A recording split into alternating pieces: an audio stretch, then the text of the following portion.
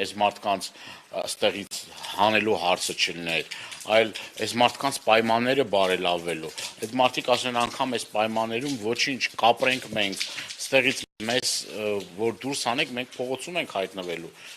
որովհետև հնարավորություն չունեն, ոչ վարձակալելու ինչ որ միտեղ, ոչ էլ ինչ որ մի հատ այլ բնակարան կա, որ մարդիկ կարող են գնալ։ Բարից բուն իմաստով հերոս նահատակների ընտանիքները հայտնվելու են փողոցում։